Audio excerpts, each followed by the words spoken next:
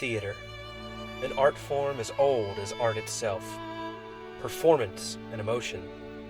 The drama, the acting, the stories. Music driven by beautiful imagery and striking prose. But wait. Who built that wall? Who painted that pattern? Who chose and placed the furniture? Stagecraft, set building, scenic design, the art of crafting the stage that actors set for theater productions has many names and many challenges. The crafters of these beautiful sets seek to make them come to life, working diligently, from start to strike. As in any story, to begin we must understand what stage building is. So stage building, very specifically, would be like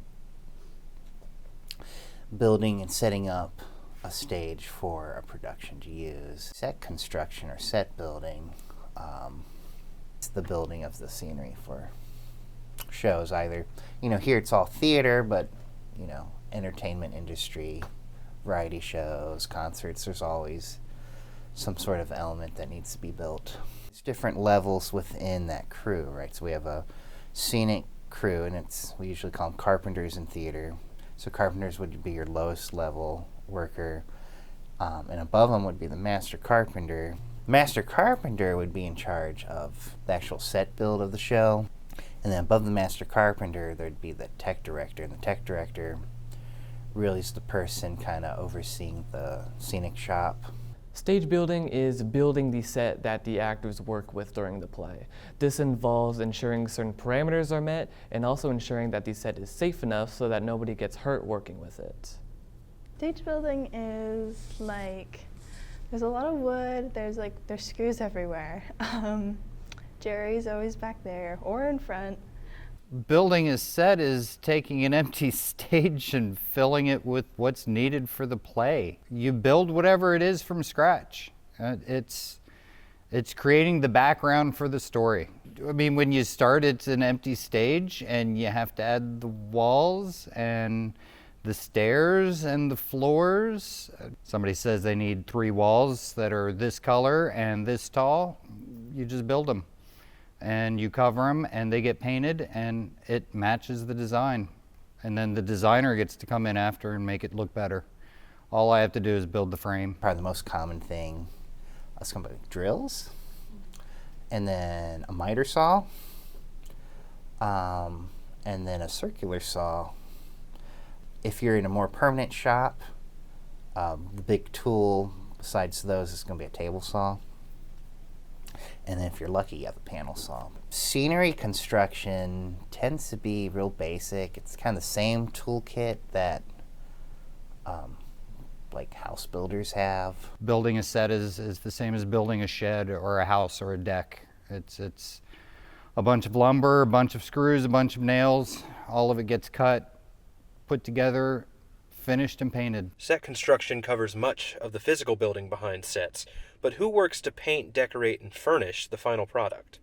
The designer is the artist behind the scenery. They're the ones reading the script, talking to the director, drawing out ideas. They're creating the design. Whereas the construction, that's the actual building of the design. So the designer creates this package of documents. Like they create the design and then they send the blueprints, renderings, all that gets sent to a shop. Here it's in-house. Often in the professional world, it's going to be off location, or it won't even be that company shop you'd contract with, like Hudson Scenery. So they take those working drawings, those blueprints, if you will, and they actually create the scenery. So often, you don't see the designer again until it's tech week and they come for a rehearsal. This might be the first time they actually see the set on the stage. So my child came to me one day after joining theater, and they said that they had lost painters and some of their artists, and I thought to myself, well, I can paint and I've always been artistic, so I said, I'll come help. To me, set design is giving the actors and the cast a beautiful background to perform in and on. Stage design is much more complex, in my opinion. You have to be precise, and you always have to get instructions on what you're doing and make sure you don't mess up. Believe it or not, it is pencils, drafting tools, even quilting rulers, paint, and paintbrushes galore. You know, we need everything from brushes and rollers to do walls to teeny tiny detail. With such integral processes, set building and scenic design obviously will have some challenges. In order to keep production on track, technical directors and scenic designers work with the directors and producers to create the shows. Set design and set building are really important to a production because it creates the visual world of the show. Particularly in our modern times, we don't do a big thing where we close the curtain and the audience comes in and then there's a big reveal of the set. The way we do it now is that the set is already there. So as the audience is coming in, they're already getting an idea of what the world is going to be. So it's setting them up for the production. So having a set that can sort of introduce the audience and get them ready for the show they're going to see is a really great part of the show, and it's integral to their understanding of what they're going to see, even before the actors ever hit the stage. Here at Great Mills High School, I am an ESOL teacher, so I teach students whose second language is English, but my real love my entire life has always been in theater. I've always loved directing, so that's what I do here for Lighthouse Productions. I'd only done a few shows where set design was something that was on me, and it's a very interesting partnership, especially, you know, my counterpart, she's more of the set guru, and so when she sits down, it's a lot of methodical math, and she's sitting down and they're drawing squares that have numbers. When I sit down, I'm thinking about what I want it to look like. Set building brings a show to life. The actors can only do so much, and I know there are fantastic shows out there that don't have much of a set. But the set really does draw the audience in, and honestly, they don't get enough recognition for the work they put into it. With many moving pieces to keep on track, a major challenge for any production is communicating design ideas and coordinating efforts. Directors and set crew must work together to make this happen. One of the main ways that directors are involved in set design or set building is through the production concept. Production concept is a sort of a statement that the director makes, or a metaphor or a vision for the production that helps guide it. So like the example that I use in my classes when I teach like an intro class, it's like I can't just hand you a script of Hamlet and say go for it, because you might come up with, you're the costume designer, you're going to do like disco fever Hamlet. Somebody else might do, you know, medieval castle Hamlet. So a production concept is something that the director gives to all the design people to say like, this is the direction I'm going with this. Get the script, have the director sort of break down how many scenes there are, how many different scenes we need. And then we have a meeting and we kind of exchange our ideas on those. You know, sometimes they have really set things they know they want.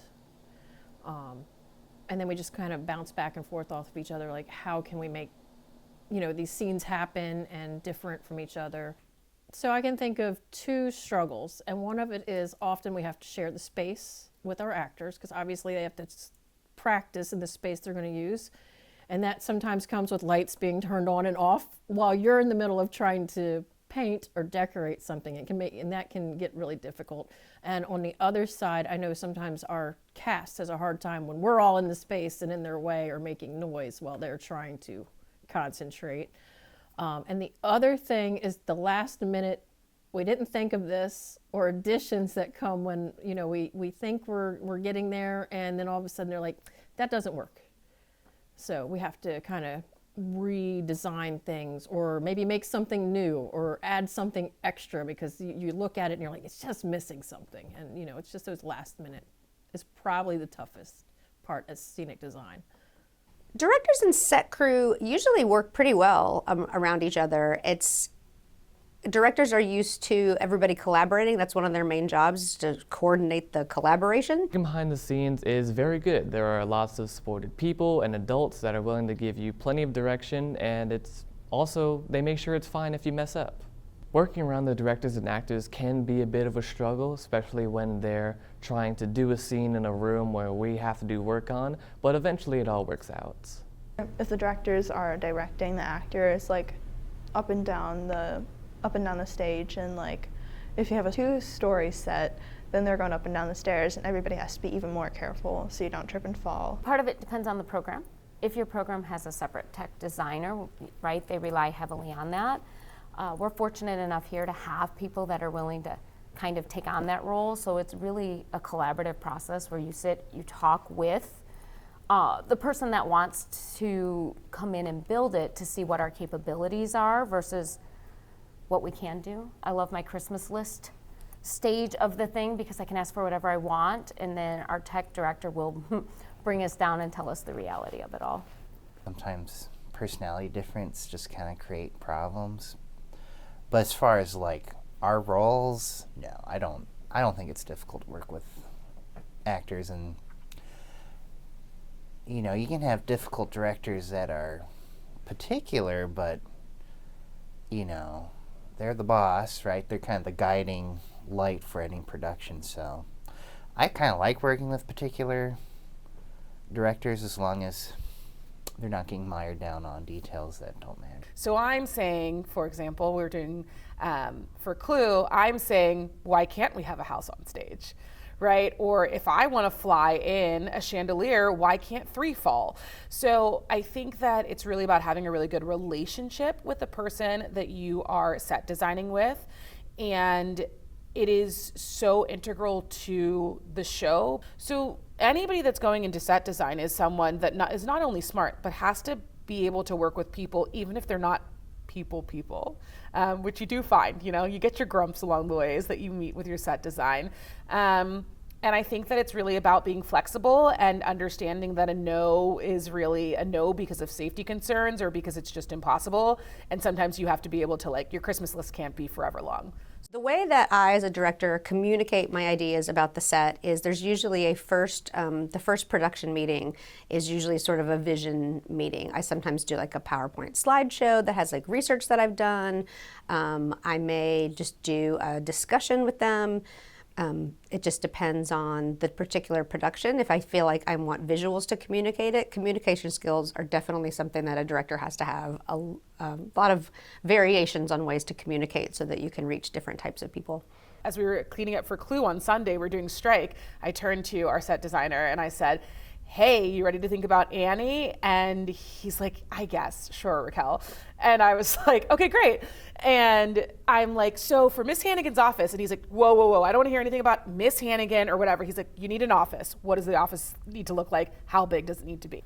There's a lot of conversations that are involved. I personally am not good at any sort of CAD drawings or any pictorial drawings. We do our best verbally, and I'll sketch some things out, and then from there the tech director will move and create sketches and or some sort of CAD drawing as well until we agree upon what we want to do. With an idea for the set well established and the crew working together smoothly, it can still be a struggle to meet deadlines and schedule production. Another challenge for directors and technical crew to solve. Meeting deadlines in stage building is also a challenge, especially if there are changes that get made late in the game. Well, for me, because you know, there's a lot of things that you have to prep, and then you're doing your design on them. So I had to do a lot of to-do lists, like, you know, we need to paint this today so that we can add that tomorrow, or you know, and then what do we need? What makes sense to be done first, or what can we get things going simultaneously because it's also working in the space. You have to figure out a way to add the element or add whatever you want to add within the time constraints that you have. The more people we have to help build things, of course, the better. So when we've got a bigger stage crew, it's great. But time constraints are really important because the actors really have to be able to practice on the set that's there. The more familiar they are with the space, the better. So yeah, meeting the deadlines is really important. It can get tricky, especially if you're adding or changing things near the end.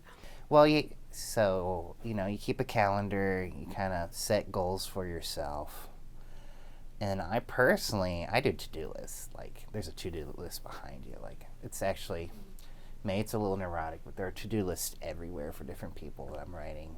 As far as, like, the whole production kind of arriving in on time is, like, you just need to assemble a good team that you can trust and you delegate those jobs out to people, and then you just trust that they're going to do it. We set loose deadlines and hopes and goals, and then if we need to create more time to do that, we start scheduling a couple extra practices, but our ultimate deadline is opening night, so. Scheduling and coordination allow productions to flow smoothly and work to get done, but all productions, especially those at the high school or college level, are limited by the budget that supports them. It is, it's probably the number one constraint we deal with here. Every element in production, every theater show we do, budget is one of the first things that gets figured out. It's the overall constraint, besides like location. But at the same time, I'm willing to spend the money if I know it's going to make, one, a set look great, and two, if it's something that's going to help our program in the long run. For example, we were able to reuse set pieces from our previous show in this show, and then the set we built for this show we plan on using for the next show. So think of it as an investment. Budgetary concerns are a really big aspect of what you build and how you build it. In today's world right now, especially like lumber costs are really expensive. A lot of things have just gone up and up and up in price. And it's the same thing for the designer. Like, designers are given that budget. Like, they're going to build a show that they know they can get built. Because otherwise, you build a show and halfway you run out of money. Here at the college, we're in a situation where, like, that money's already been determined. So for me, budget affects the scenic design part because, well, obviously we have to share that budget with actually building the set. And just like, we need lumber and everything, we need the paints, we need decorations, we have to get furniture in for a lot of things. Are you going to build a show with all new pieces? Like, is everything being built from scratch? Or are you going to use stock scenery pieces? Like, here we use a lot of stock. So they're like, think of it like giant Lego pieces that we just keep reusing in different shapes. One of the things we try to do is borrow items from students, from local businesses, wherever we can borrow something from to help cut costs.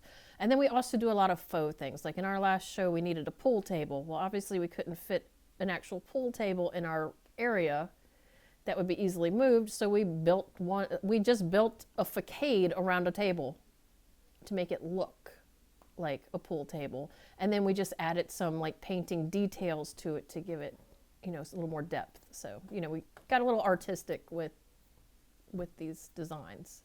Yeah, it's a big challenge trying to figure out how to get your budget, get the set of your dreams within the budget that you have, which is usually a lot smaller than you would like, of course.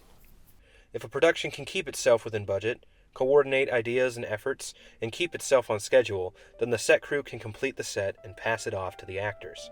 From there, it's their job to craft the stories we know and love, with the constructed set and designed scenes serving to bring it to life. Come work with us. It's a lot of fun, especially for kids that want to be involved, but they're not actors or they're not singers or dancers, and they want to be involved without being the face of the show. The last step, after the production has finished, is strike, where the set crew tear down the set, keep all they can for future shows, and prepare for the next production. Everybody who doesn't get a bow is truly they're part of the biggest part of what makes a production happen. For those that don't get a bow, this has been Strike, a set building documentary. Thank you for watching.